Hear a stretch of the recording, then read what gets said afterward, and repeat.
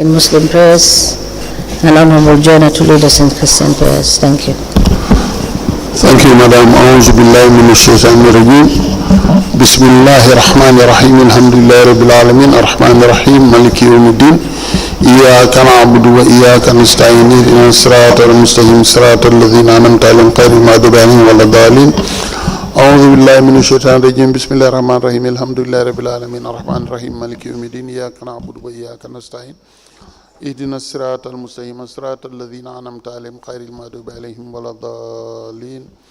اللهم صل على سيدنا محمد الفاتح لما أغلق والخاتم لما سبق الناصر الحق بالحق والهادي إلى صراطك المستقيم وعلى آله حق قدره ومقداره عظيم. اللهم صل على سيدنا محمد الفاتح لما أغلق والخاتم لما سبق الناصر الحق بالحق والهادي إلى صراطك المستقيم وعلى آله حق قدره ومقداره عظيم. اللهم صل على سيدنا محمد الفاتح لما أغلق والخاتم لما سبق النازل الحق بالحق والهادي إلى صراطك المستقيم ولا آله حق قدره ومقداره عظيم. إن الله وملائكته يصلون على النبي يا أيها الذين آمنوا صلوا عليه وسلموا تسليما. صلى الله تعالى عليه وعلى آله وصحبه وسلم تسليما. سبحان ربك رب العزة عما يصفون وسلام على المرسلين والحمد لله رب العالمين. آمين.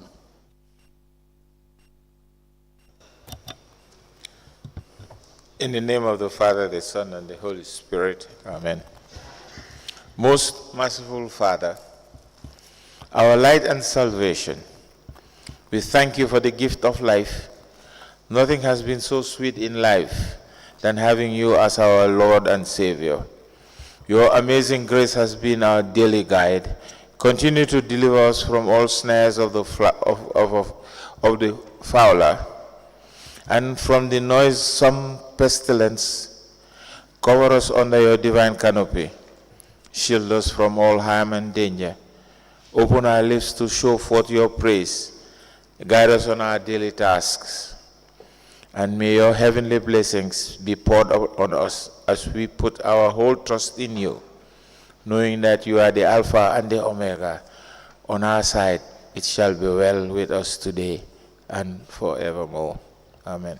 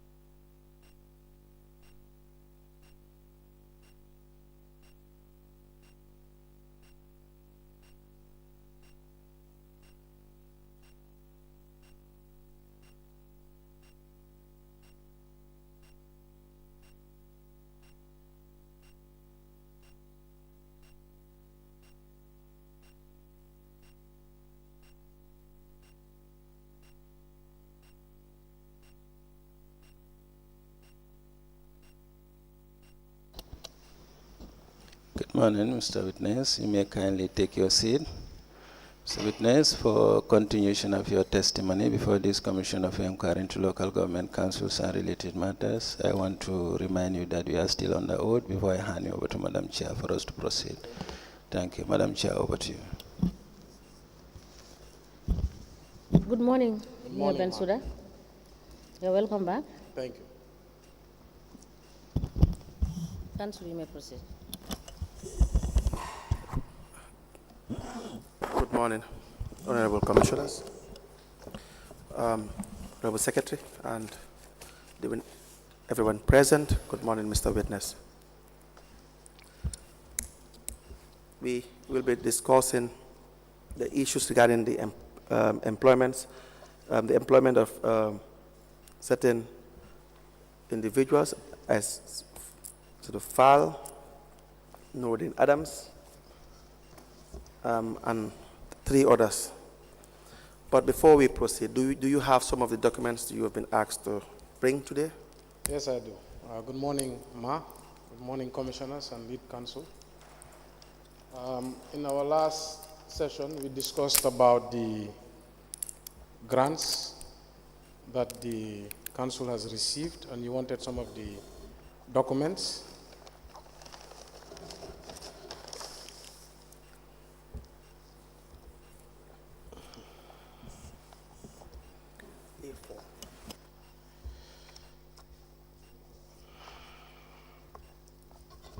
I have some of the grants with me.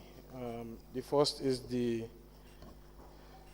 European Union 3 million euro KETP grant. I have the contract document, the grant application. I have the EU audit report in 2023 on the grant.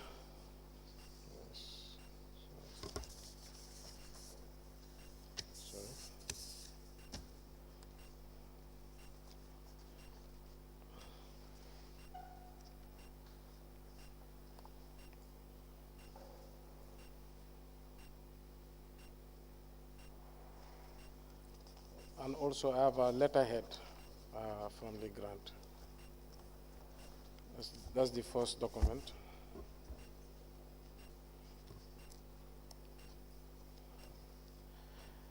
The second document I have is the BMZ grant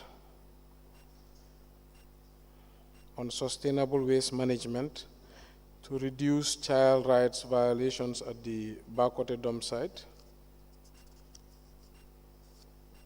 So we have the contract.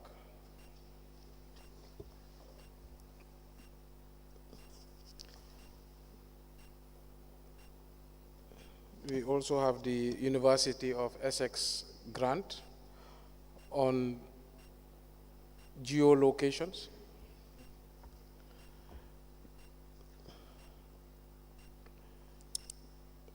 We have the grant document for feasibility study on the Gambia solid waste management of the Bakote dump site and sanitary landfill RFP.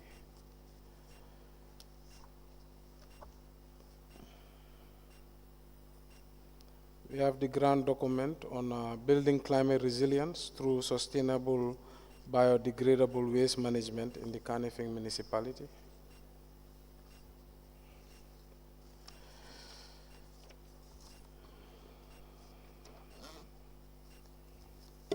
Yes, I believe these are the grant documents. Thank you very much.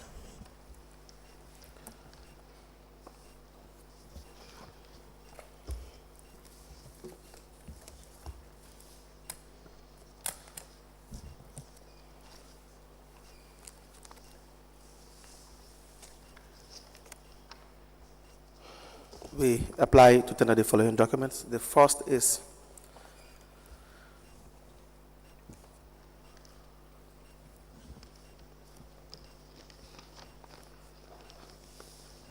the grant contract. It's between KMC and Peterborough Council concerning the grant from the EU.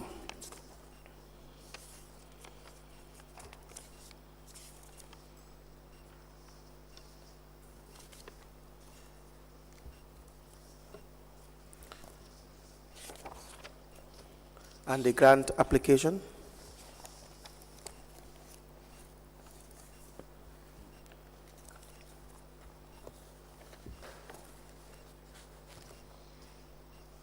We also have a document which is the final report of the expenditure verification of the project KETP from January 1st, 2022 to December 31st, 2022.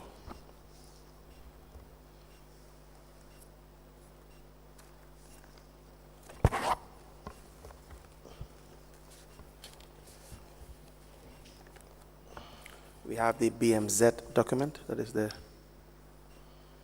the content information of the project,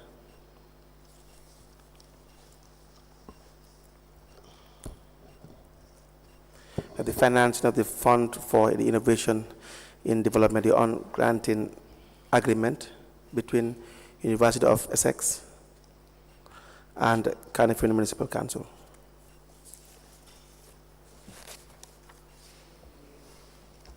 We have the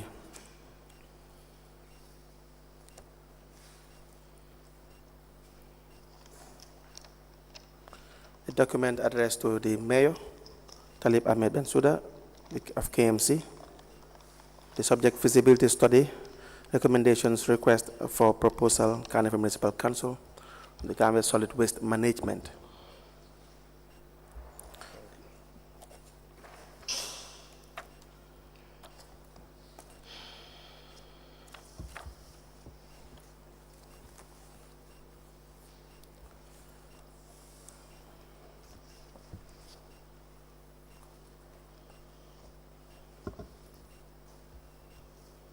We have the final narrative report on the building climate resilience through sustainable biodegradable waste management in KMC.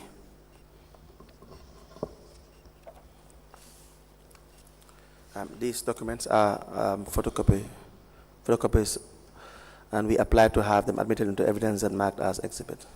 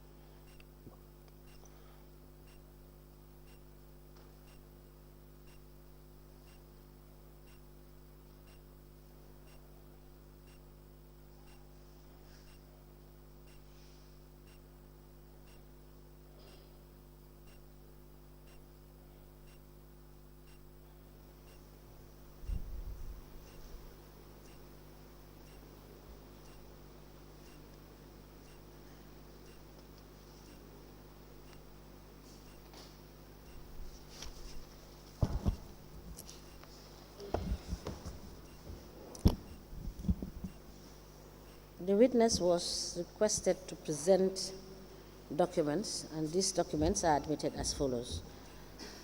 The first document is financing of the Fund for Innovation in Development on granting agreement between University of Essex and the Cardiff Municipal Council.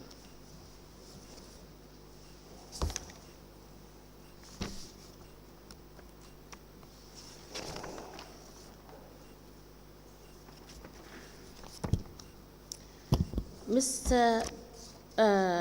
Mayor Bensouda, this agreement seems incomplete.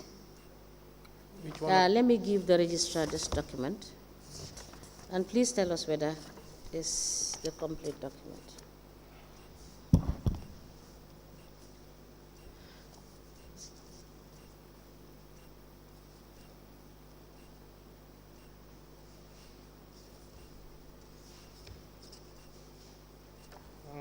It seems the pages are mixed up. Page numbering.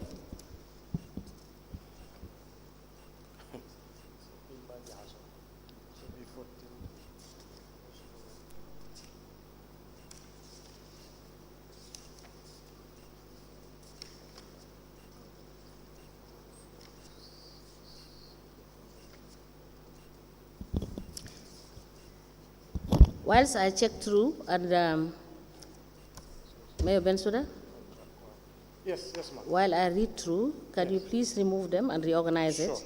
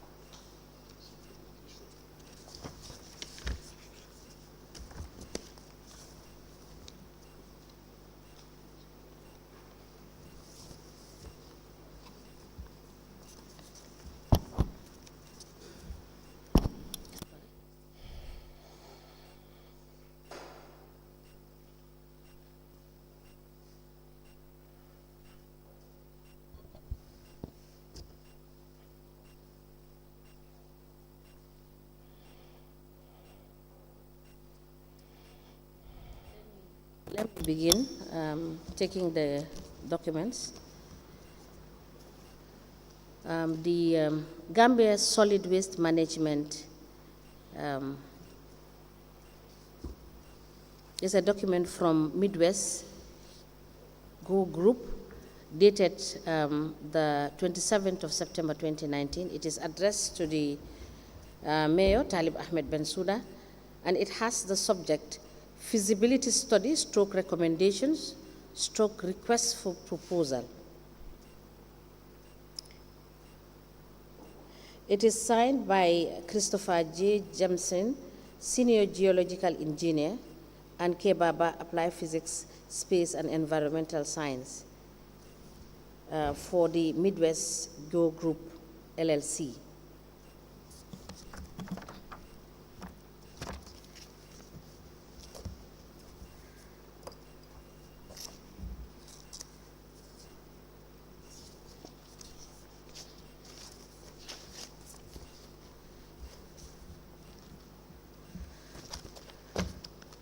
There is the MASA, that is the European Union and Canifing Municipal Council final report on expenditure verification of the project, Canifing Environmental Transformation Program, KETP, Grant Agreement 2021, with reference number 428-416, from January 1st, 2022 to December 31st, 2022.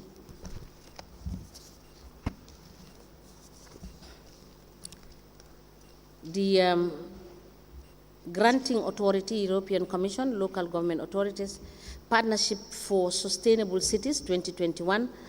This is Annex 2, that is grant application form, full application. That is, it contains the budget lines, which reference is European Aid 171273/DH/ACT/multi.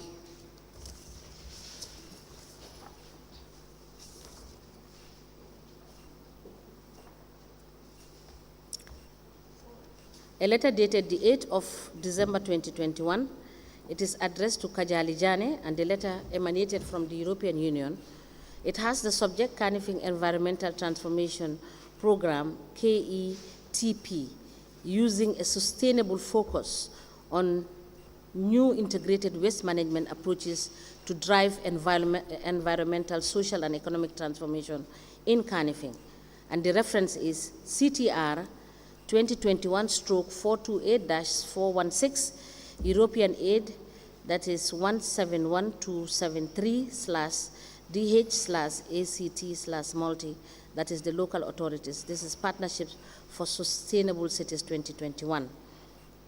And the letter is signed by Corrado Pampalumi, head of delegation.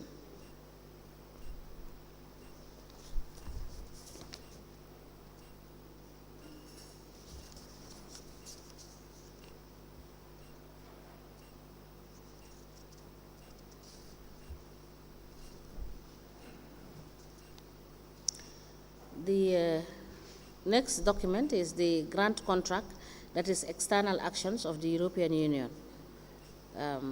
which has reference GM-2019-2909-561268, and it's 2021/428-416.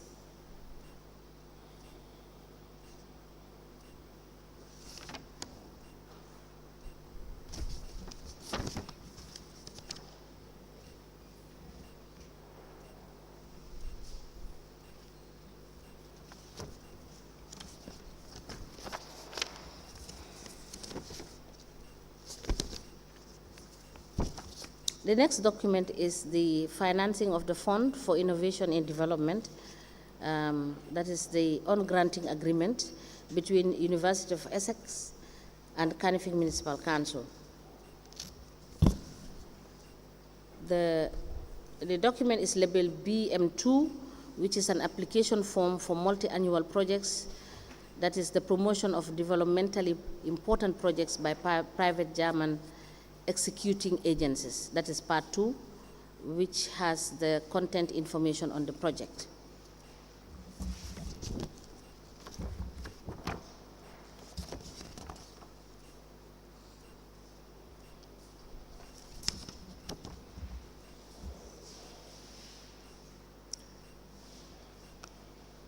And the final document is dated the 27th of April 2021. It's the stroke 27 July 2022 is the final narrative report on the building climate resilience through sustainable biodegradable waste management in Canifing Municipal Council. These documents are admitted in evidence together in a bundle as exhibit, and they are marked as LGC/KMC/TAB/011. As the Commission places. Is that all? Yeah. No. Very well. We start with the issue of the hiring of council. We have, from the documents you have presented, the letter from AB & Co. addressed to KMC with respect to the change of lawyer, the 24th of January 2019. Please have a look at this document. It is also in exhibit.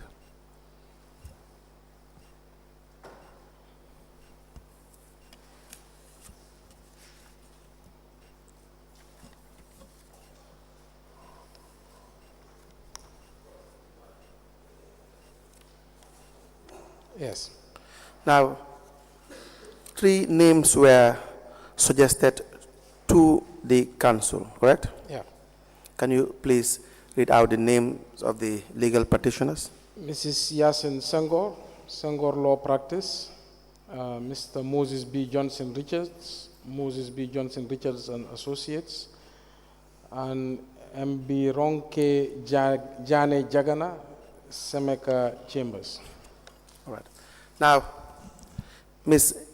Yasin Senghor had already had affiliation with the council before this? Yes. In what capacity? She was an expert in the Appointments and Establishment Committee. Okay. Now, she eventually became the lawyer of council from the 3 lists provided, correct? Yes. Now, was due process followed in her appointment? I believe so. Okay. Now, what is the process that was followed? Can you guide us through the process that was followed? Yes, so when the recommendation came, there was a discussion at the General Council as to the recommendations. There was varying opinions. I believe one of the opinions was to also look at names outside this list. But the council agreed that the Establishment and Appointment Committee should be the authority to take up the matter. It was brought back, I believe, after 4 months to the council by the Establishment and Appointment Committee that recommended that Yasin Senghor be the council lawyer, and it was agreed by the General Council. Okay. Would that be fair? Because Ms. Senghor was also already very familiar with council members already, and in fact, we see that she do normally sit in committee meetings, one of which is the Establishment and Appointment Committee. Would that be a fair process? Yes, the establishment believe that because she's familiar with the council problems, council issues, she's better tooled to take up the job. And at the time, I believe what we thought was, because it's a specialized service, we would decide at the council level. Okay. Now, the other 2 lawyers, Ibironke of council and Mr. Richards of council as well, were they contacted? Do you know? I cannot say that with authority. Okay. I ask this because we do not see any evidence of these 2 lawyers contacted, and that this would be contrary to the requirements of the GPPA regulations, which talks about request for proposals. Are you familiar with the process to hire consultants, the legal consultants or other consultants in relation to council's expenditure? I am familiar with RFPs, although I don't deal with it, so not in detail, no. Okay, so the request for proposal, if you look at the 2018 procurement regulation on page 34, it talks about procedures for procurement of consulting services. Section 94 reads that the regulation subpart 2 present the procedures to be followed in the case of request for proposals. Method provides a competitive process among shortlisted firms that takes into account the quality of the proposal and, when applicable, the cost of the services in the selection of the successful service provider. It says 2, a procuring organization, which KMC is, shall submit a request for proposal for the approval to the authority, that is GPPA, as applicable. Was this done in this situation? The establishment was doing the process, right. So to say what was done and what was not done, I would not be familiar with that. Okay. 3 says, after the procedures for solicitation of participation, the first stage involves an assessment of quality and technical aspects of proposal. 4, in the second stage, the financial proposals are evaluated. Now it talks about 95, preparation of shortlist. 1, a shortlist of at least 3, but not more than 6 bidders who possess the necessary professional and technical qualifications and competence, financial resources, equipment, and other physical facilities, managerial capability, experience in the procurement project, reputation, and personnel to perform the contract shall be prepared. 2, in order to establish the shortlist, a procuring organization may seek expression of interest by publishing a non-binding notice with the information described in sub-regulation 1 in the local or international media, GPA's website, including in a newspaper of wide circulation or in a relevant trade publication or technical or professional journal. Now, we do not see anywhere that KMC has reached out to at least 3 shortlisted professionals, legal consultants. And so what all we see is that the council had deliberation, as you have said, in relation to who to pick. Would that not be contrary to the GPA Act and Regulation in relation to how to appoint or contract a lawyer? May I see the section you were referring to?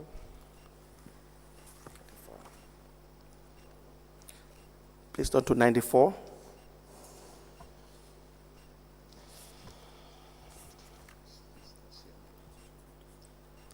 It's on to 94.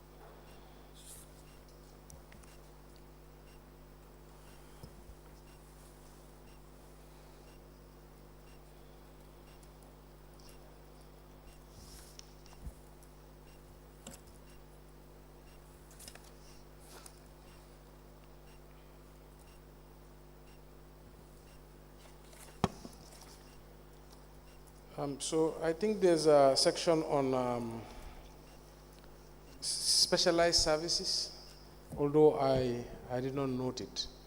But then again, I believe the establishment committee, the council tasked them that this was the 3 people that were recommended by the lawyer.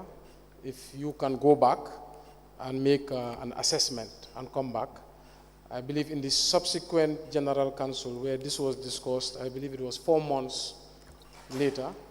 And as you see in the minutes, I think there was a debate with the councillors whether as to that was the right process or not. Yes. But they had insisted that they were given the authority and this is their recommendation. But the votes were overwhelmingly in favor of their recommendation. But whether they called all 3 lawyers or whether they interviewed all 3 lawyers, I wouldn't know. That would be in their meeting minutes. Okay. Because the regulation even requires that approval should be sought from the procuring authority, which is GPPA. Do we know whether... I know for sure there was no GPPA approval. No. All right. Thank you very much. We can, unless there are questions on this issue, we can move to other issues. No question. Now, we go to the appointment of... Oh, that's yours. Yes, the appointment of certain individuals. When you came in as mayor in 2018, Nuruddin Adams was employed as protocol officer. Fatu Aissatou Fall was appointed as public affairs manager. You recall this? Yes, I do. Well, you have any prior relationship with these people before Yes, I do. their appointment? Yes. Can you please guide us through the nature of your relationship with these 2 people? Aissatou Fall was working for my company as a marketing, sales and marketing manager, I believe. And then she was assisting during my campaign. Nuru Adams was part of my team, my campaign team, as my protocol officer assisting me. Now, you employed a cleaner? Did the council employ a cleaner that you worked with prior? During that time? Yes? I cannot recall. You can't recall. Now, do you know the process that was followed in the appointment of Ms. Fall and Mr. Dean? I wouldn't say I know step for step, but when I came into office, there was many people who wanted to work in KMC and work for me, from the general public and of course people around me. So I refer them to the establishment or the HR, and they would go ahead with the process. How did you do this referral? Is it written referral or verbal referral? Verbal. I would tell them go to the HR or go to the establishment. Now, appointments are generally supposed to be advertised, correct? They may be advertised. Yes. Maybe. What would be the circumstance that would suggest that an appointment does not have to necessarily be advertised. Is there any exception to it? I'm not very familiar with the rules on advertisements, but I know it says maybe, they may be advertised. May be advertised. Now, we have Mr. Dean as protocol officer. He testified here. And we also have the chairman of the establishment committee at the time, I think is Habib. What is Habib? Sise? Habib ML Sise. He gave a statement initially. Can we have Mr. Sise's statement? Who said in his statement that he was given a list by the mayor, that's you at the time, to employ those people, and that caused a problem in council. What is your reaction to that? I think it's incorrect if he says I gave him a list. What happened when I got elected, and it happens every day, thousands of people want to work at KMC, and I interface with them. So I remember 40 people came to my office who were part of course, the campaign, and I referred them to either him or HR, because yes, I am not the right authority for that. But if he says it's a list, that is incorrect. Now, Habib's statement, let me read. The statement is given on the 31st July 2023, even though when he testified openly, he tried to walk back on some of those statements. I will read his statement, the third paragraph. It reads, on the appointments of Nuruddin Adams, Aisatou Fall, Sanjali, Yusufa Salah, and Babukar Jammeh, I can vividly remember that these appointments were presented to the Establishment and Appointment Committee in a first meeting by the Lord Mayor. That Talib Ahmed Bensouda, I'm reading verbatim. And there was no job advertisement conducted for these positions. I recall that both Nuruddin Adams and Aisatou Fall were given grades that didn't match their respective qualifications, which I challenged during our committee meetings. However, there was a General Council resolution to appoint Aisatou Fall on grade 10 and Nuruddin Adams on grade 7.1. That is what he wrote and signed, even though when he testified, he said that you did not instruct him. But this is what he wrote. Now, Salaman Jai, you know Salaman Jai? Yes, he was the acting CEO. Yes. Salaman Jai also testified and wrote a statement. They had testimony, and the statement also one and the same. On the third paragraph, it reads,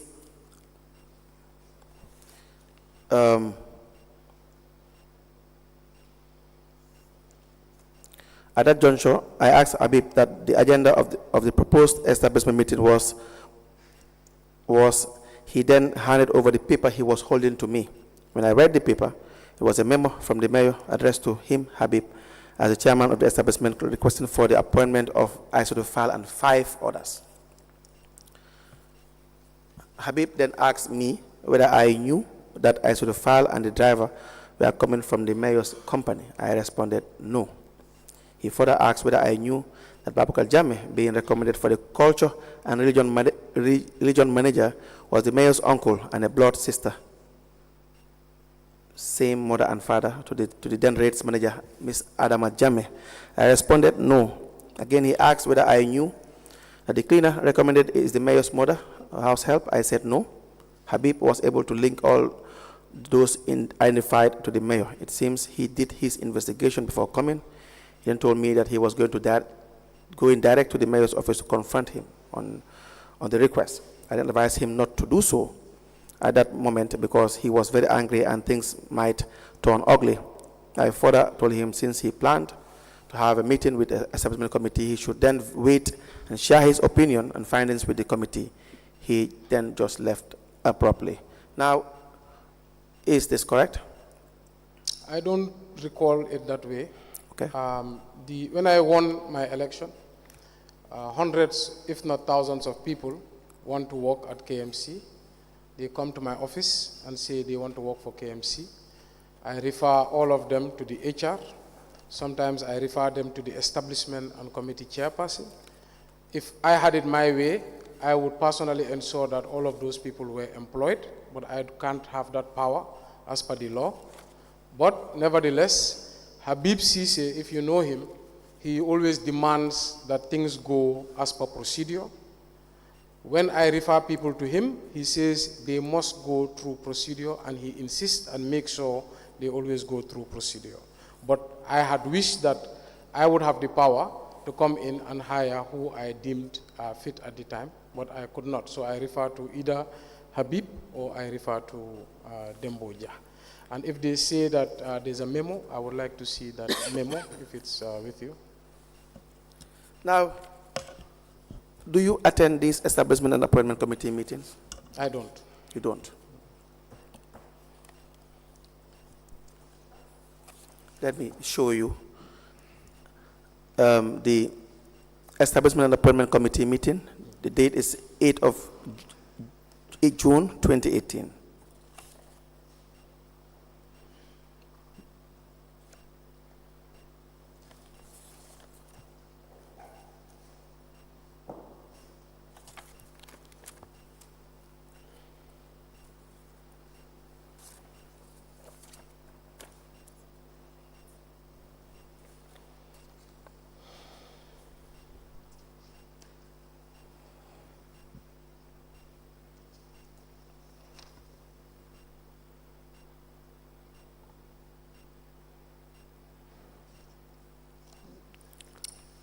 It doesn't look legitimate, I don't know. Why is that?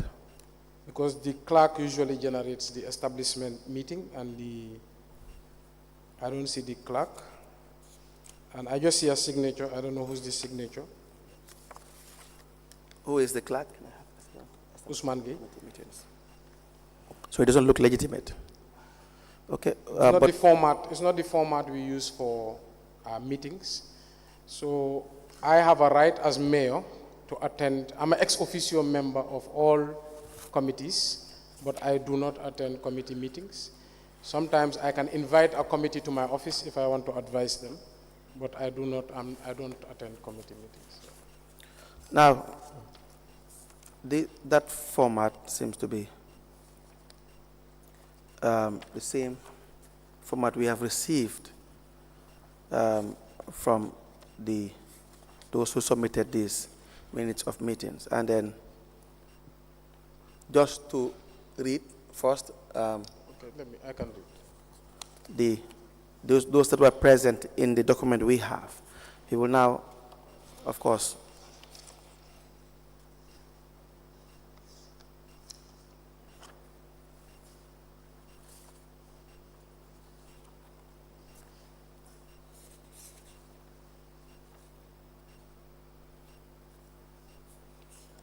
please kindly read the names of the individuals that are present in the.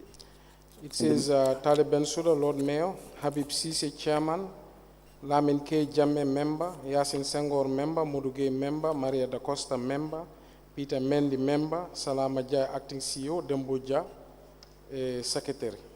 Okay. Now, is it, let me just see the document. You don't think it is, it is legitimate? It's a legitimate document? No, what I'm saying is I'm not a member of the establishment committee. Right. Number two, I do not attend establishment committee meetings. Number three, when I'm setting up a committee, I'm the one who inaugurates the committee and I give advice. Right. And number four, when I feel like a committee needs to do something, I can invite them to my office to give them advice. Right. But I don't attend committee meetings. Okay.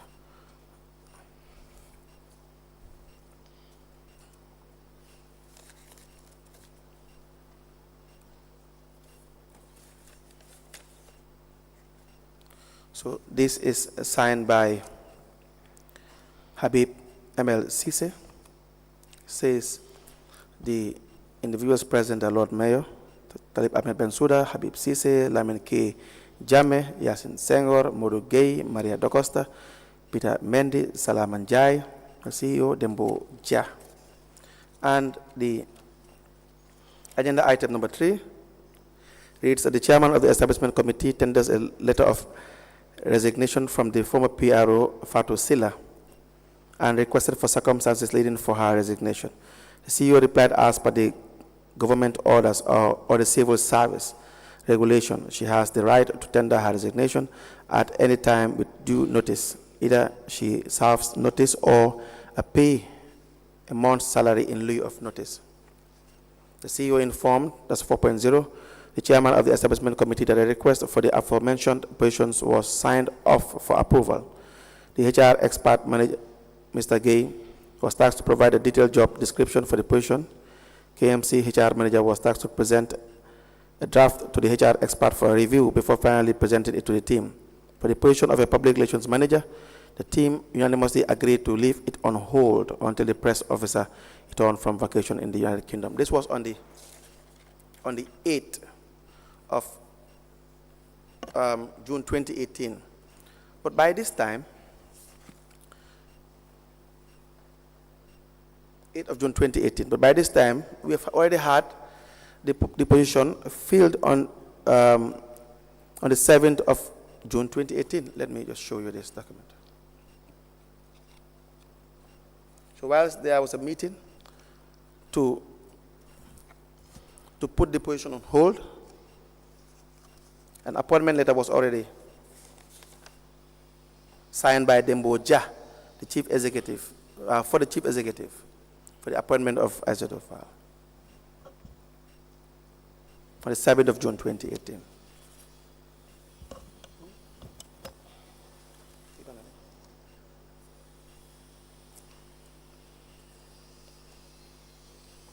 Okay, yeah.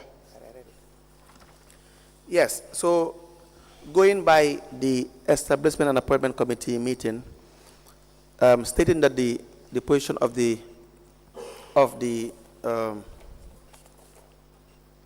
public relations manager to be put on hold, Ms. Fall was already employed on the 7th.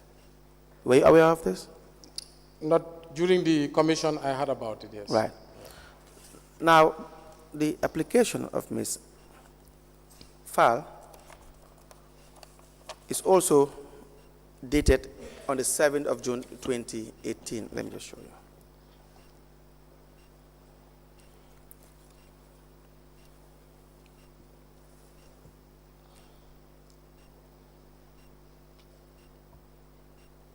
Yes. Now, it appears from the documents we have that the application, which is on the 7th of June 2018, was the same date that Ms. Fall was appointed, and the establishment and appointment committee would sit over it the following day. So it is as if the appointment committee was not on the same page with the appointing officer, that is the office of the CEO, which was signed by Bensouda. Is that not an issue? It is incorrect. It's incorrect. Now, the position of Ahmed Fall is, can you please read what the position that she was appointed for on the appointment letter? Public Affairs Manager. Yes. Public Affairs Manager. What grade is that? 10.1. Now, Ms. Fall's highest qualification, if I can recall, is, we see here a certificate of, before that. Is there a certificate or a diploma in IT? Would that be an ideal position for the position of a manager in the civil service? In KMC, I think there's two ways of hiring, direct entry and indirect entry. Yes. I believe if you have the prerequisite experience, Right. Sometimes you are appointed a grade above the qualification and subjected that you seek for the education. For education. Is that applicable only in KMC? I believe in our scheme of service, based on discussions I have had at the General Council, Right. Because especially in the case of Ahmed Fall, Right. her issue came to the General Council and it erupted into a big debate. Right. as to whether the qualification matched the experience. Yes. And I think the councillors voted that given the experience and the track record, they would approve that she continue in the position subject to pursuing further education. But she had never held the position of a manager prior to this. Correct? I think she confirmed this. She had never held the position of a manager prior to this. So the experience would perhaps, if applicable, would perhaps suggest that she had been a manager in institutions and have performed this role for a period of time in a managerial position. Do we have evidence of that? Well, like I said, I don't know the prerequisite for indirect or direct entry. What I say is that it was debated at the council floor. Right. Right during those moments, I can't remember what council meeting, but some councillors raised that the qualification did not match the portfolio. Yes. But it was overruled, and it was resolved that because of her experience and track record, she be allowed to continue the position while pursuing further education. What was her position when she worked for you? In my recollection, as a marketing and sales manager. Manager? In my recollection, but I'm not sure. Okay. I think her testimony is different with respect to what her position was, but we can always confirm that. May I please have that document? Is it not proper that individuals that are appointed will have the academic qualification to hold the office that they occupy as managers? It depends. It depends on whether they were taking indirect or direct entry. Okay. And the indirect entry would be, how would you describe the indirect entry? So there's council staff that are recommended by the establishment committee, and in their recommendation they will say, this staff does not match the qualification as per the scheme of service, yes, but because of their track record or because of their experiences, we would recommend that they be hired, I think, through indirect entry. But the schematics they use, the points they use, I'm not too familiar with it. Can you please avail to us the scheme of service? I don't have it with me right now. I think I gave it to, what did I give to Madam? I think HR audit. HR audit. Okay, I will try to ask them for the scheme of service. Please do that. Yes, I think it's exhibited, HR audit. Can we please say it? Now, the same as well with Mr. Adams. Yes. Mr. Adams too was employed. Yes. Find out from Mayor Bensouda. You recall that the LGSC, that is the Local Government Service Commission, is mandated under the law to appoint people at a certain grade level. Yes. And for this particular employee, she was not appointed by the Local Government Service Commission. Yes. So would you agree that that was wrong for the council to have made, or the establishment committee to have made that resolution in the first place? At the time, there was no Local Government Service Commission. I was the one who even brought it to the attention of the minister. He did not institute Local Government Service Commission until 2019. So within that period, only the councils were doing their hiring. Also, during that period, we did not have access to the scheme of service that was used by the, Public Management Office. But now we know that because it was not gazetted, there was no legal notice. So that's why our council took it upon ourselves to make our own scheme of service. But there was no LGSC. Thank you. You can proceed. Now, you are aware of conflict of interest in appointments, that appointment of staff should be free from conflict of interest, correct? Yes. Good. Now, the idea that the individuals that are mentioned worked for you or had a relationship with you, do you not think that it was just prudent to have their appointments to go the normal and usual way? I think for them, there was no conflict of interest. I knew them. I know many people who are employed by KMC. The fact is whether I am directly part of the hiring or not. What I would have loved is for the people I wanted, including them, to work. That's the total honesty, to work for KMC. But like I said, the establishment committee insisted that no, it has to go through process, and it did. Now, the appointment of, example, Nuruddin, he confirmed, he said that I had even taken part in the campaign of the mayor. You think the appointment was a fair process? That there are, of course, hundreds of Gambians who would have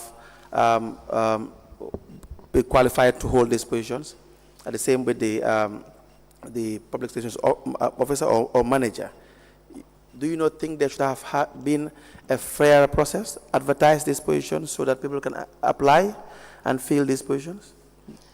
So thousands of people have campaigned for me. Even more thousands have voted for me. And a lot of them have wanted work at KMC. I've received thousands of applications, but only few. Like there was a case, Maria Maba, yes, Fatmata Mane, they all applied, but they could not get the positions, and there's many, many more. So it's just the lucky few who can make it through the process. So.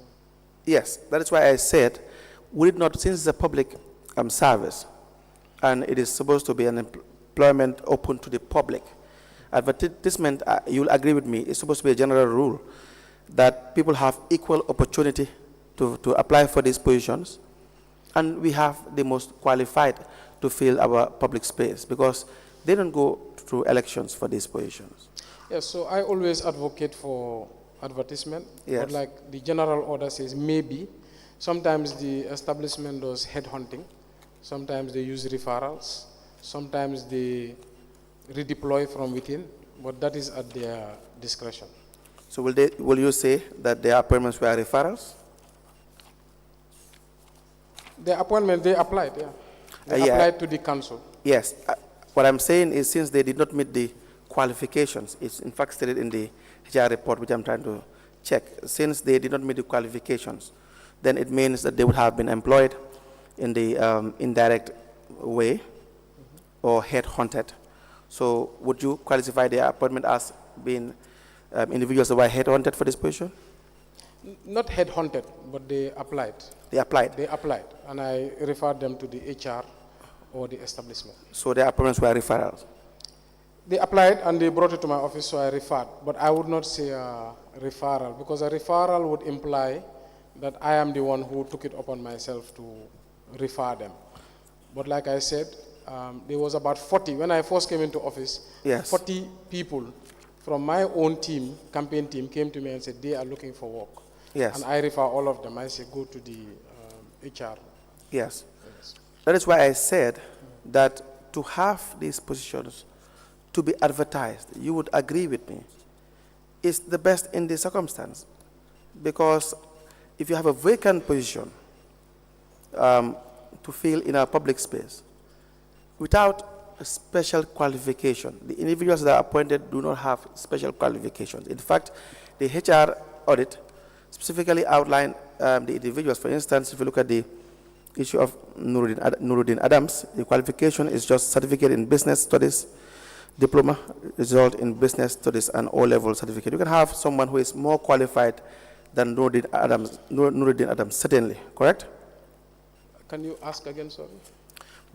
You can have applicants who, if it is open to advertisement, would have been more qualified than Nuruddin Adams. Yes, you can, absolutely. Good. So as to the file, the qualification is an attestation of completion of SJSS, I think St. Joseph Senior Secondary School, and a certificate in IT. Certainly for a manager to just have a certificate in IT, that would not be the requisite academic qualification necessary. And it's also flagged by the HR report as well. Correct? Yes, their matter was discussed and debated in council. And their matter was discussed and debated in council. Yes. But if I may add, Right. Usually when you're recruiting, even in the private sector, Right. you can do headhunting. Yes. And of course, you can, just like in contracts, you single source. Yes. Sometimes you can get somebody with the right experience, Right. even without the prerequisite education. That's why we ask them to go back to school at the General Council.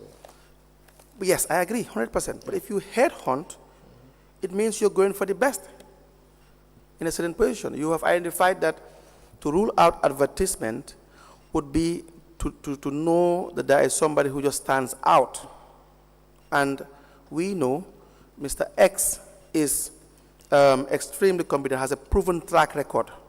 And there would not be any doubt, reasonable enough to question the experience and the qualifications of the person. So is that not the place and time as to how or why headhunting should be done? Well, I don't think there's a general rule to it. That's why I say it's at the discretion of the committee. When they do their interviews, they're the ones who will look at their different scoring. Now, when HR flagged it, was an action done? Yes, it was discussed at the General Council. I remember it was a contentious issue. I think you have the minutes where the councillors agreed that, okay, these may not have the right qualifications, but given their experience, we would resolve that they keep their positions and upgrade themselves. Babakar Jammeh, is he related to you? Yes, he's my uncle. Okay. Now, Adama Jammeh as well? Yes, she's my aunt. Okay. You can't recall whether you have any cleaner with you? No, I cannot recall. Can't recall. So, was Babakar Jammeh employed subsequently? Initially, yes. Okay. So, you think it's coincidence that all these three, I'm just say 3 or 4 people, were employed without your influence? Yes, Adama Jammeh was working in council since 1988. Not Adama Jammeh. Well, you mentioned her, that's why I want to clarify. Yes, go ahead, please proceed. Yes, Adama Jammeh has been working in KMC since 1988, Right. when I was 2 years old, and she's been there for the longest. Babukar Jammeh, initially, who was employed by council, I asked him to resign. I think he was there for less than a year. I called him to my office and I said, look, I know you've been employed, but you are my uncle. I would not like you to stay here. So I asked him to resign and I employed him directly through my NGO. So those are the 2 ones. Yeah. No, now, Babakar Jammeh, we have Nordin Adams, we have Ms. Fall, I think one other. I think the cleaner, we don't have the name. Now, the question was for these people, would you say that it is just coincidence, the appointments were without your influence? I wouldn't say it's coincidence. It's 4 people out of 1,200 staff. Right. It's 4 people that I would have loved to work in KMC. Right. I would have loved to bring many more people as part of my team who I trust and can rely on. But the fact of the matter is I can't. The most I can do is I can refer them to the right authorities, and those authorities can decide or not. But I can tell you for a fact, I am dissatisfied that I could not come in with my team. I would have wished to employ my full office, and one of the issues with change in politics is that you don't want to inherit employees of especially your opponent. So there's a trust issue there. So like I said, the establishment committee chairman was adamant and insisted and had his way to make sure that everything goes through process. But the norm usually in the world of politics is you come in with your team. Yes, but everything didn't go through the normal process. That's the issue. The committees are answerable to council. They report to council, correct? Yes, yes. And so council would have to exercise its oversight function over these committees. Is that correct? General Council. Did the council exercise oversight function on committees? Yeah, I said the these committees, various committees, are They have creatures to of. report to council. Yes, exactly. They have to report to council. And so in reporting to council, council can fact check what they do to see whether it is in line with procedure or not, or regulations or not. Is that not the case? It's not the case because it is very difficult. Because, you know, council are councillors and they entrust these bodies to act. Right. If a councillor, and a single councillor detects that maybe a process was not taken by a committee or committee did not do a job, then they can report back to the council and say, I object to what this committee does. But if that doesn't happen, council as a body cannot exercise oversight on a committee. But then they should. It's difficult is one aspect of it. Yes, so in the practical application, Yes. the functions are just, the ability is just not there. The ability is not there. It's not there because, you know, the councils in Gambia, especially the office of the clerk, is not very well equipped. But in other countries, the policy-making arm should have a lot of staff and the ability to detect compliance issues. Yes. Yeah. So the idea that the capacity may not be there, or the structures may not be in place to detect is one argument, which may be convincing, but the responsibility is still that of councils to perform that function. It's expected that they would have the oversight function and they would perform that. It's the first time. It's the first time I've ever somebody has ever brought this up. But like I said, the council entrusts these committees Yes. to exercise oversight on the administration. But council has never exercised oversight on a committee. A councillor can detect an anomaly, or a staff or a director, or even a member of the general public, and report it to the council. But it's not a function and it's not in law. I don't think anybody ever thought of it as far as Gambia is concerned.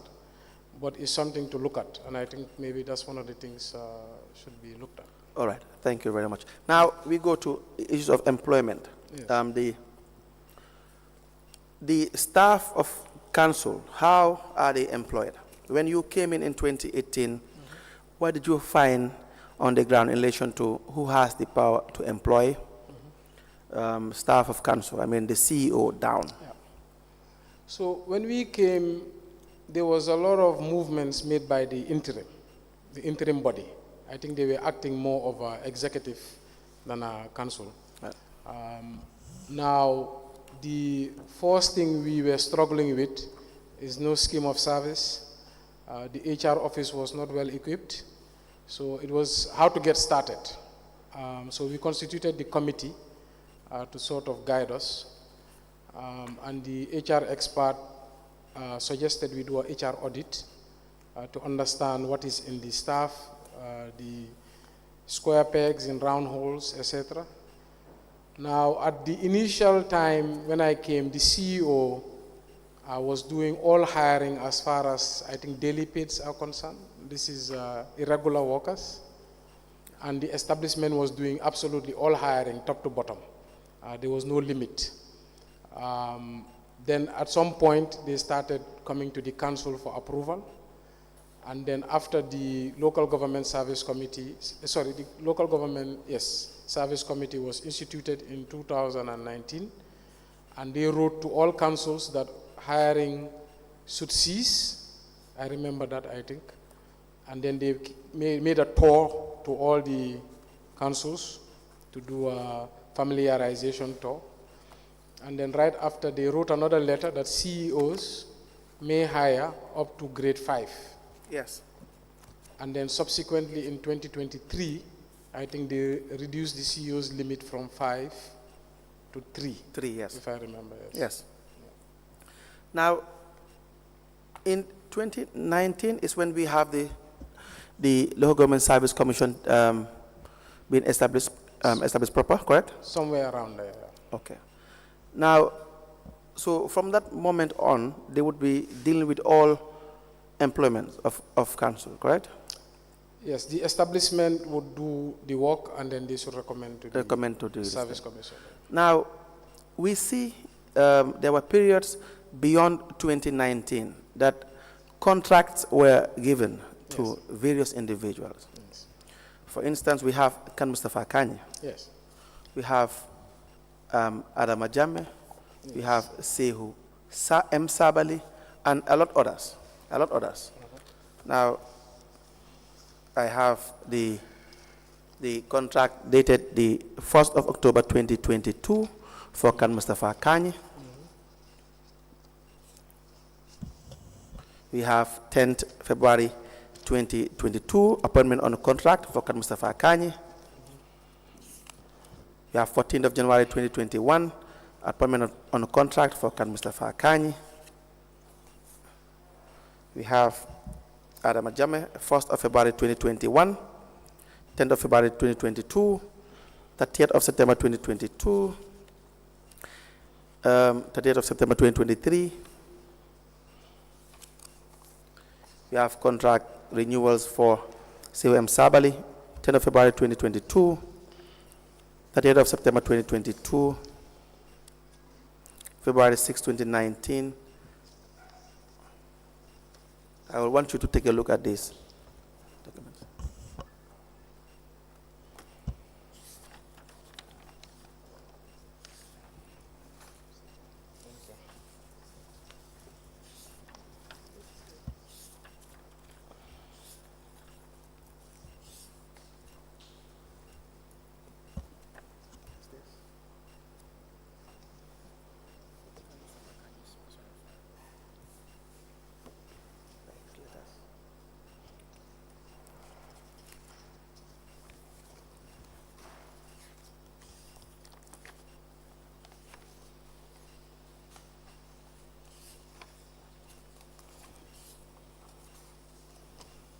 Yes, you can go ahead. Yes, thank you. Now, this would happen beyond 2019 when we have the commission, the Local Government Service Commission, to deal with employment matters. Now, what was the process followed in the either extension on contracts or the appointment of employees on contract basis for this period?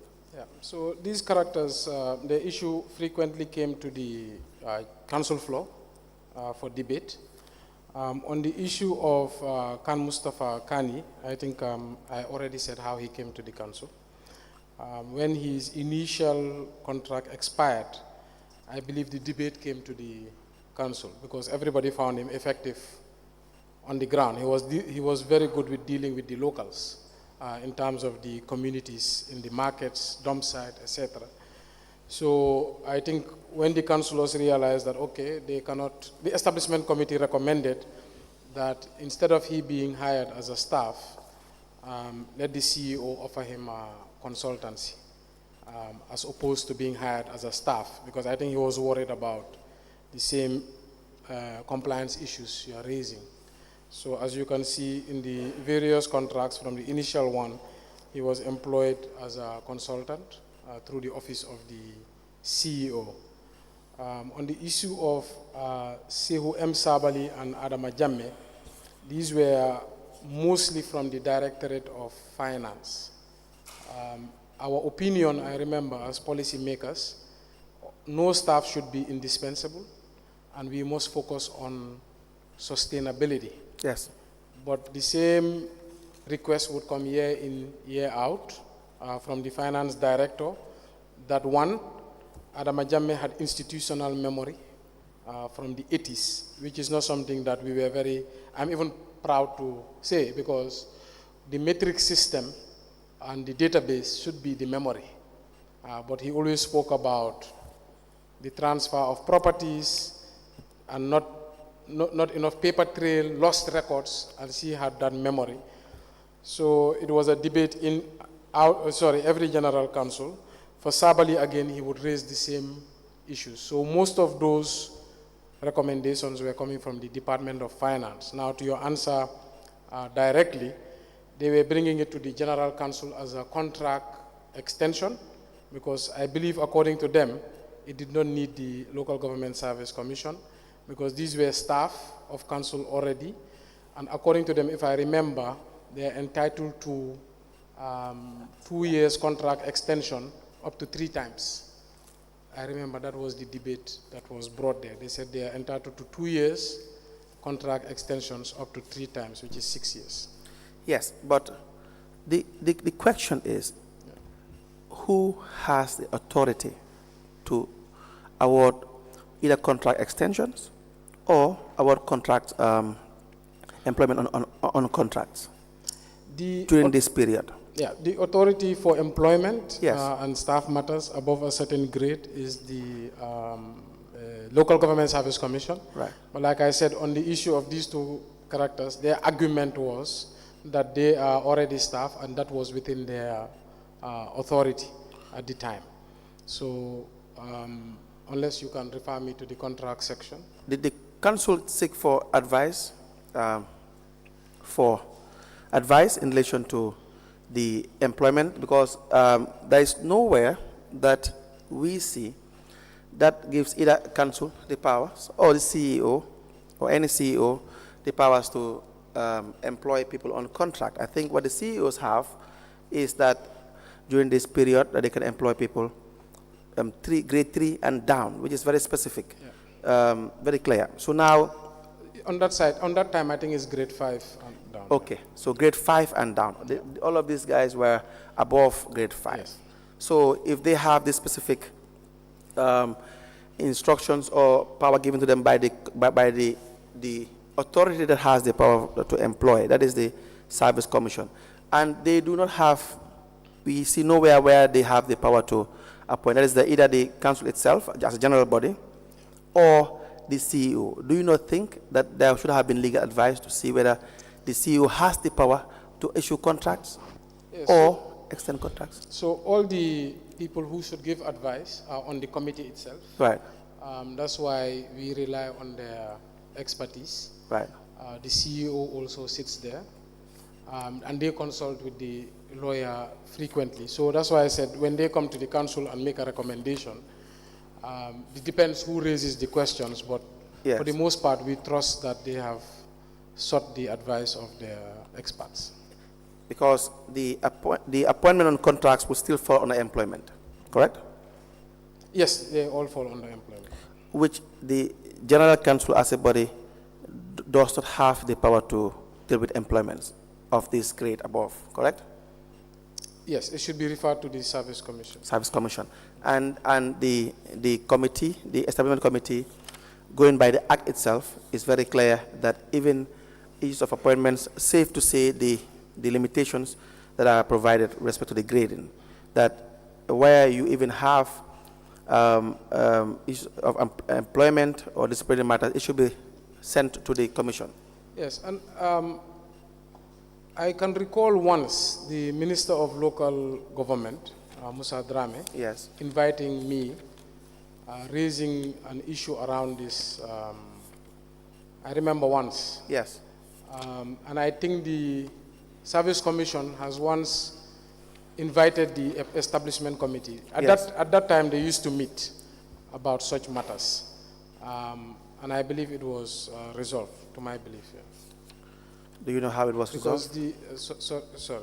Because usually what the law says is the establishment should refer to the Local Government Service Commission. So they do have a direct relationship.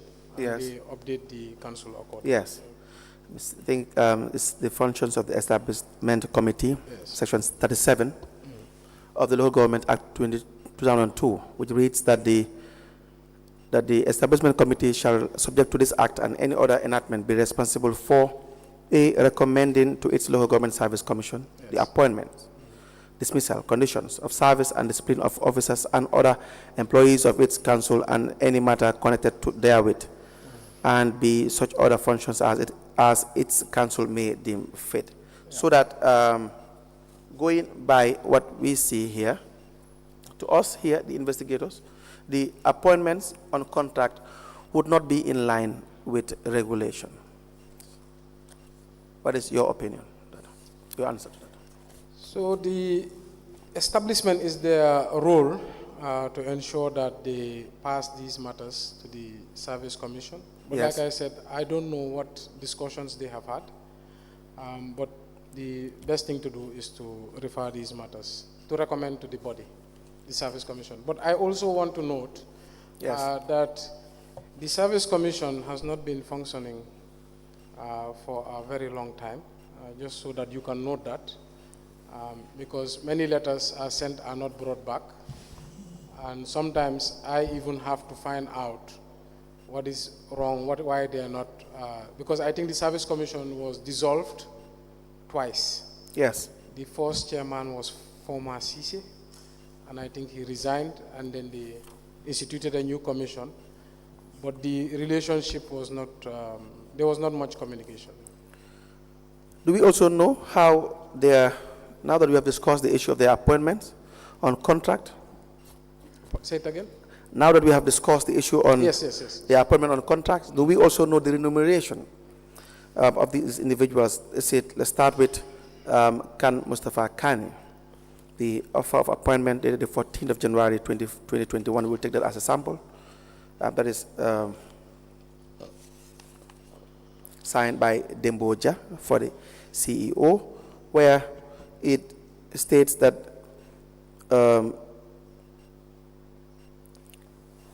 you shall be paid a quarterly installment of $80,000. The breakdown is outlined as follows: telephone allowance, $15,000, dump site allowance, $30,000, consultancy fees, $35,000. Do you know, or does the council know how these figures were arrived at? So with the issue of Khan Mustafa Kani, he was not an employee. That's why he was being treated as a consultant. I think they were very hard that it doesn't meet the requirements. His salary, I believe, was brought to the General Council, or his consultancy fees, and from the sounds of it, it was working out to something like 27 to 28,000 per month. But it was brought to the General Council for debate, if I remember. Yes. Mr. Khan Mustafa Kani, I had the I examined Mr. Khan Mustafa Kani here. Mr. Khan Mustafa Kani, do we know his qualifications, academic qualifications? I have never checked his qualifications. I just felt that he was a presidential advisor and was appointed by the president in the interim management. When I came in, what I was looking at was the impact he has had on the ground. That was my concern. But in terms of the technicalities, that was the establishment. Mr. Khan Mustafa Kani, if we have him referred to as a consultant, what would that be? What kind of consultancy? So, I believe we have used Khan Mustafa Kani in 3 areas. Right. I believe one was to regularize the market, which was quite disorderly. A lot of leakage, a lot of poor management. At some point, we found a use for him for recovering very hard to recover debt. And I believe he helped to recover 21 million from NAWEC, and a lot of, I think 7 million from another big businessman who I cannot name. But these were bad debts. Then at another point, I believe we have the most notorious dump site in the country, which was burning frequently. And we needed a hardliner because there's so many stakeholders there, from scavengers to neighbors, to people who melt pots, donkey cart drivers. So 300, 400 people make a living from the dump site. So we needed a hardliner. So depending on the management's needs, they discussed with the establishment. And then the establishment was against giving any sort of employment. So it was given a consultancy through the council. Now, a consultancy, again, would require that it be approved by GPPA. I believe all his consultancies were below 500,000 annually. Annually. Yes, what I mean is it will require that you follow, that's what the law says, that it has to be approved by GPPA for requests for proposals. Because if he's classified as a consultant, then the usual process would be request for proposal, which requires that there has to be an approval from GPPA. If it's beyond 500,000. Yes, because the regulation for consultancy, which I've read earlier, it has its own requirements for each of the methods of procurement, RFQ, RFP, and the others, and open tender. So I think 74 going to 75 says, 94 going to 95. If you read it, it will tell you that 94.2, that a procuring organization shall submit a request for proposal for the approval to the authority as applicable. So the authority has to approve. So if it is marked as a consultant. If, from my knowledge, Yes. if it's above 500,000, but below 500,000, the CEO has discretion, because there's many instances where the CEO takes consultancies or takes temporary work and pays honorarium at their discretion. Okay. But So that's this says not shall. nice. Says a procuring organization shall submit a request for proposal for the approval to the authority. Now, for this one, it's very specific, and it will require the usual process that we have a minimum of 3 consultants contacted, and then a request for proposal sent to them, requesting that they send their proposals, which will include the financial and technical proposals that would aid the council first, either through its various committees or by itself, to go through these proposals that are sent, financial, technical, and otherwise academic qualifications, so as to know who the best candidate would be. Well, I would have to look at the whole law, because I think there's a section on single sourcing and specialized services. Yes. But like I said, as far as the council is concerned, below 500,000 is the discretion of the CEO, Yeah. and above it is between the council and GPPA. So single sourcing 2 still talks about emergency situations. For instance, it says on page 46, section 46, if you go by the 2022 Act, Gambia Public Procurement Act, which is this is an exceptional non-competitive procurement method that can only be used under these following conditions, irrespective of the estimated value of the contract. So, A, where due to the exceptional circumstances that the procuring organization could not have foreseen, and that can in no way be attributed to them, the time limits for the competitive procedures cannot be met. The circumstances invoked to justify extreme urgency shall in no way be attributable to any department or staff of the procuring organization, in this case KMC. B, where for technical reason or reasons involving the protection of exclusive rights or proprietary goods, services, the contract can be awarded only to a particular economic operator. Standardization of equipment or spare parts to be compatible with existing equipment, and the list goes on. Or C, for such to be justified, the original equipment shall be, it goes on. So for consultants, the requirement as well would be for minimum of 3 to be sent. But we do not see any, be it as it may, whether it is for through single sourcing or otherwise, we do not see any procurement process followed in this. Is there any area on specialized service? Sorry, I don't have the GPPA. The GPPA Act.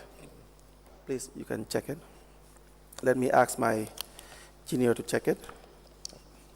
But at just to summarize the issue. Yes.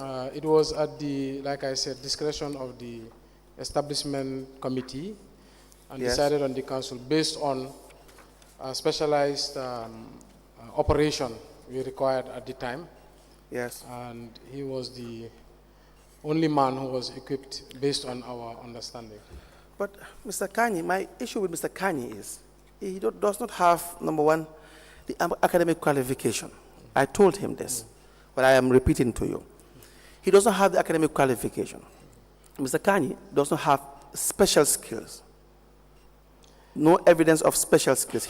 I'm not saying whether the issue with respect to him being effective on the ground, that's subjective, based on how KMC or the appointing authority sees it at the time. But if you do not have special skills that is obvious to anyone who would scrutinize you, like in the case that is happening right now, and you don't have the academic qualifications to do this. You have risen to the ranks of a manager and been paid substantially well. That's the case of Mr. Kanye. Then is it the case that it was either almost impossible or extremely difficult that you can have somebody with the necessary qualifications who will also be as effective or even more than Mr. Kanye? So I don't know where they found Mr. Kanye, but what I can attest, Right. He's one of the most operationally effective and proficient characters you can find in this country if you need things done. When he came, we had a similar doubt as to qualifications, etc. Right. But then we saw the rationale behind the appointment from the OP. And I guess the council, these issues are always debated at the council floor. Right. And there's many councillors like yourself who look at the, the regulations and they look at the requirements. But at the end of the day, what was decided, we cannot hire him directly through the establishment rules. So let the CEO, through his ability to hire consultants, use him. But I believe he has been one of the most effective operators I have seen in this country. Mr. Kanye, when we interviewed the various employees, what we got from that is Mr. Kanye almost felt that he was beyond any form of disciplinary measure or correction. In fact, we were given a letter that he wrote, which I read to him. I believe when Bensouda wrote to him in relation to suspension. And the language, I'm not sure whether you heard about that in the commission, even the language that Mr. Kanye wrote in response to Bensouda, I think the registrar will check it and then we will show it to you, would suggest that Mr. Kanye is not only academically well, I wouldn't want to use the word also of my, not to say academically bankrupt, but it doesn't have the academic qualification and the prior experience, the experience in other institutions to do. So would it not have been proper? Number one, you would have saved council money if this position was advertised and we get people that are highly qualified and they are paid within the normal grade because Mr. Kanye was paid well above the normal grade, correct? Of a manager. Can I repeat that? I said, would it not be proper to have this position to be advertised and then we have people, Gambians who are qualified enough to hold this position than just maintaining Mr. Kanye with no qualification, with no prior experience in other institutions, just by the fact that Mr. Kanye is deemed to be effective by the council or the committee? No, he had a prior experience. Like I said, he was a presidential advisor. I think that's the highest office in the land.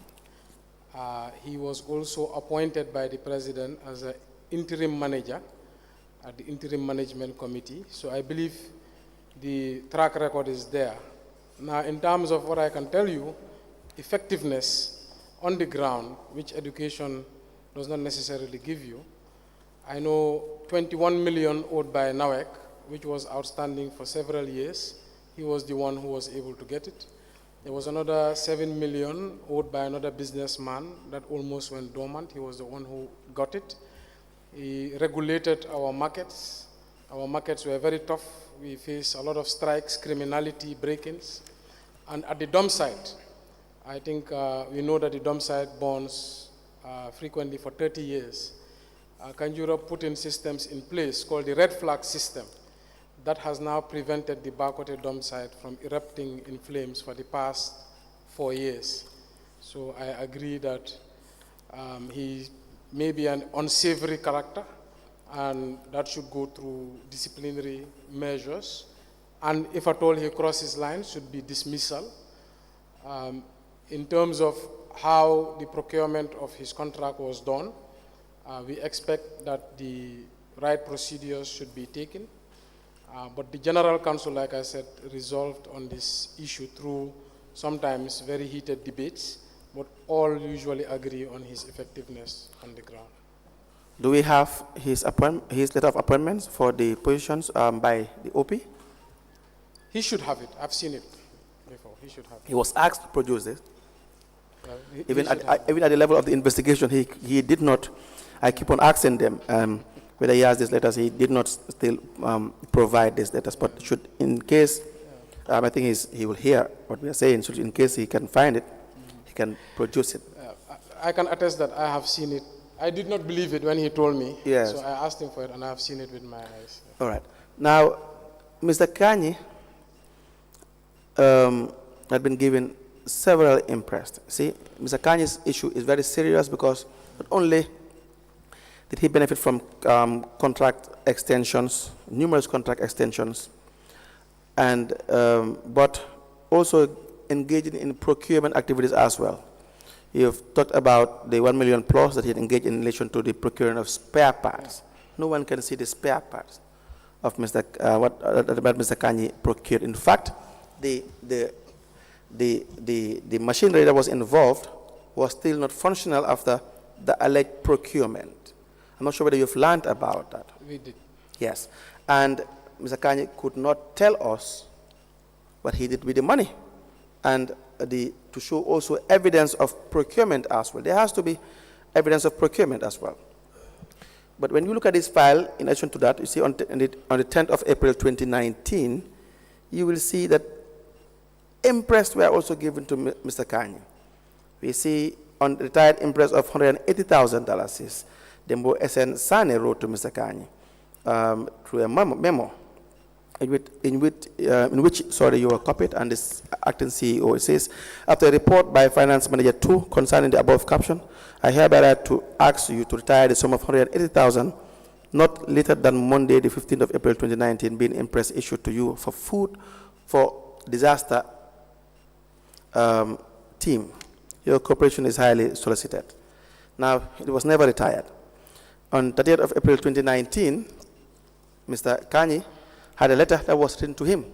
It reads, following your unruly behavior towards the acting Deputy Chief Executive Officer at his office today, the 30th of April 2019, in the presence of Director of Services and Ward Councillor for Kololi, Honorable Peter Mendy, I am directed to suspend you from work for 2 weeks without salary with immediate effect. You are to resume for work on 22nd of May 2019. However, you are hereby advised to desist from such practices. Any future reoccurrence will attract a stiffer disciplinary action. Now, Mr. Kanye responded to this. Let me just show you the exhibit LGC/KMC, KMK/KMC 005.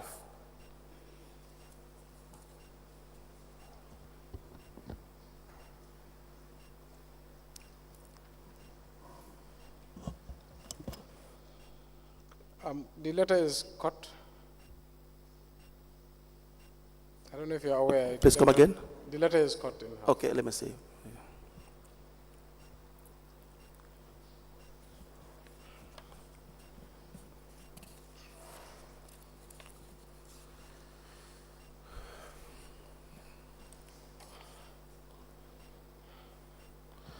Yes, that's true. I'm not sure whether we have another copy.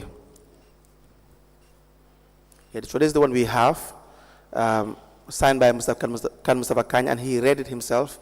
But you're right, it has the last words not clear. But basically, what we read to Mr. Kanye is, or what he read by himself, is that, thank you for writing rudely to me without writing for both sides. However, I do not blame you. Even kids are given chance to explain themselves.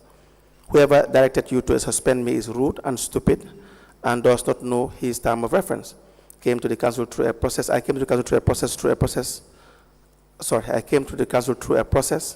and let the same process will see me exit. The salary bit is not a problem for me. Both of you two greedy lots will not have your way, and as as I am here, you will not have your way once more. Truly, you are all cowards, and I hope you remain cowards. I will use your original letter as a toilet paper for my next visit to the toilet. Mr. Kanye's behavior, from the interviews we had, is just unacceptable in an institution like this. It is. So I'm not sure whether this issue between Mr. Kanye and the administration was put to your notice, because I see that you're copied. I'm not sure. I'm not copied in this letter. Okay. But the other disciplinary letters sent to him, you were copied for? Can I see that one?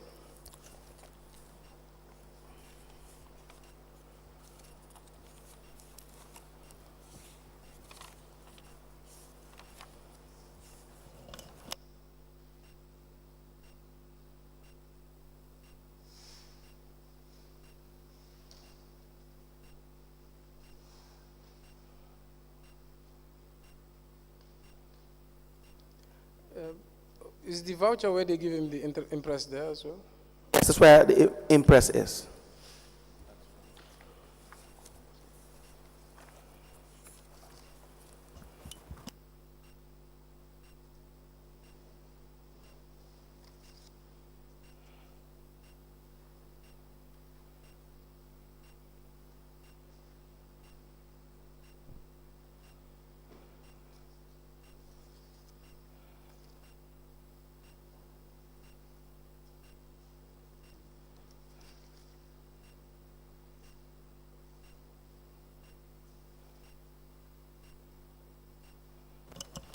Sorry, I don't see the impress for the honor, and I just see the demand from the Mr. Kamara, accounts. help the witness too.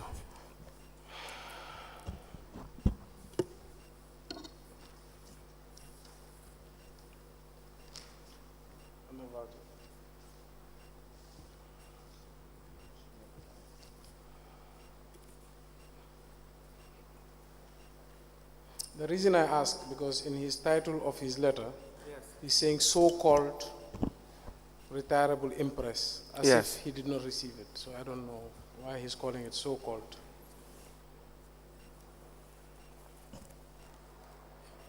Yeah, so the letter I read or referred to you was the letter from the Director of Administration to Mr. Kan Mustafa Kani, Overseer of Compliance. It says 10th of April 2019 on retired impress. Do you see that one? I saw that letter. Okay. Now in his response, he said, in his title, if you look at it, it says so-called retirable impress. Yes, that is Mr. Kanye's way of writing. Yeah. So that's why I say it's as if he's giving doubt to the fact that he was given impress. So that's why I said, can I see the voucher? Yes, we don't have the voucher. Okay. We're just examining the language. The language, okay. And also the communications from the CEO, who just wrote to him in relation to impress that he purportedly should have retired. Right. And the response from the administration, sorry, from Mr. Kanye to a higher authority, right, would not be proper. It is a terrible letter. Yes.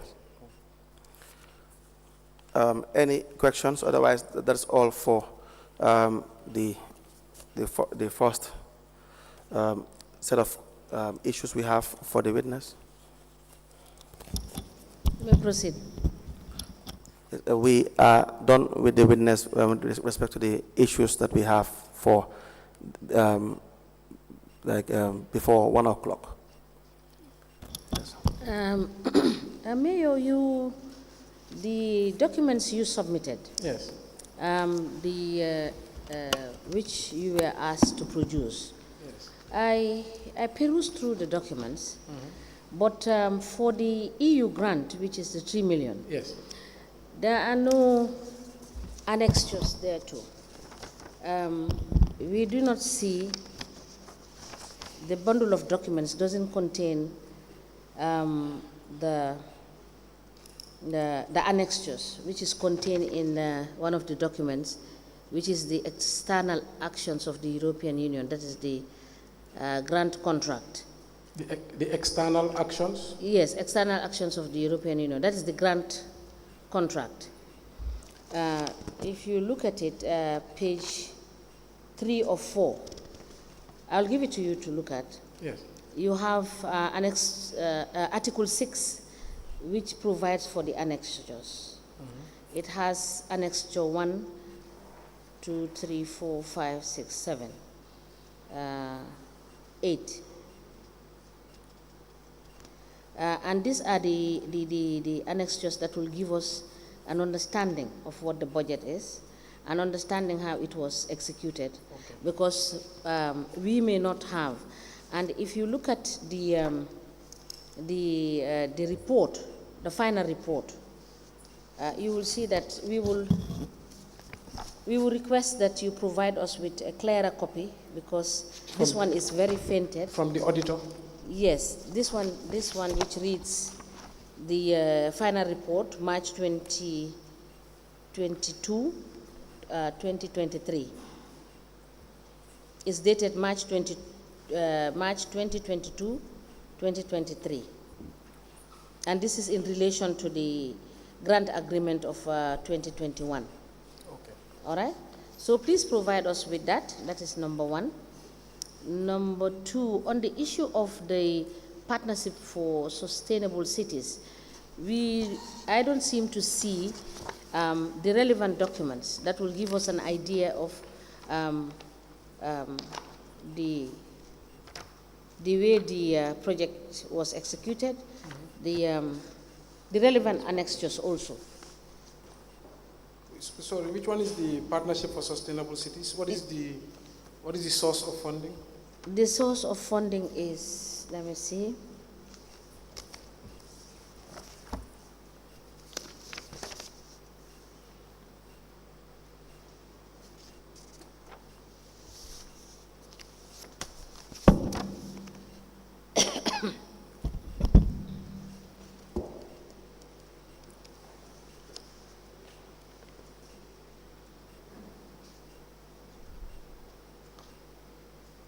I believe is the 537,465 euro, and this is also an EU. Is it the BMZ? Yes. The topic say BMZ. Yes, BMZ. Okay, it was BMZ. Yes. BMZ, which is Sustainable Waste Management to reduce child rights violation at the backwater dump site. Yes, the reason because it's implemented by SOS. So SOS. we are beneficiaries of the project. All right. SOS is the implementer. And how did you partner with SOS? So we... Were you paid? Were funds paid into your account? No, not to KMC. Not to KMC. So we co-authored the project. Project, okay. Because SOS is affected by the backwater dump site. Yeah. So the project is for the backwater dump site. Yeah. So they implemented and we were the beneficiaries. For these grants that you had, Yeah. did you have any technical or financial proposal that was submitted prior to the grants being approved? I would assume so, yes. There's a grant application. Yes, please. I think the EU one. There's only one, but it's not complete. Okay. The grant application form is not complete at all. Okay, so I should find Yes. the application. Yes. So because that will give you a comprehensive understanding of what it is and how the modus operandi in implementing the grant. Yeah. Okay. Yes. I will And try to see. one last thing, let me just quickly check. Yes, and the report, it's very faint. The audit report. Yes, the Yeah. report itself is very faint. I will try to. And please check whether it's the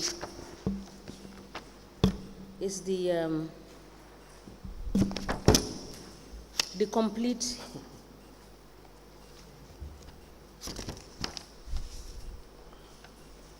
Whether it's complete, because what I see here, the last page is not numbered, and I cannot read the document. I will just show you, just to confirm that it's not readable, and we cannot ascertain whether the report is actually final. Low ink.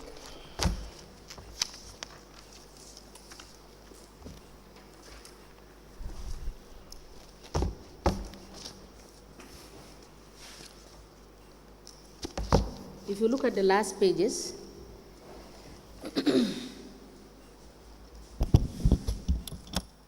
Okay. In the Excel document, right? Yes. It's smudged.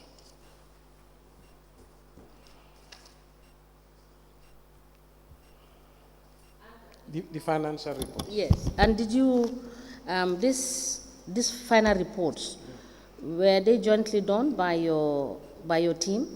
No, so this is an external auditor Yes. hired by the European Union Okay. to audit the project team. Yes. Yes, so it's not, it's an external auditor. Is that nice? Yes, so it's called Mazars. Yes. But did your internal audit do any reconciliation? No, no, so the way it works, the EU audits the project. Okay. Yes. And you do not have a hand in auditing it? No, no, we cannot. You cannot? Yeah, because that's why the EU hires an external. I believe this auditor is from Senegal. Yes. Yes. All right. Let's have the complete document so that we can have Okay. a proper understanding of all of this. So Thank I you. believe this one is the financial reports that are Yes. faded. Yes. Okay. And the other one is the annexures. The annexures are not here. Okay. Okay. I'll try to. Council, do we go for break? It's almost break. We may rise.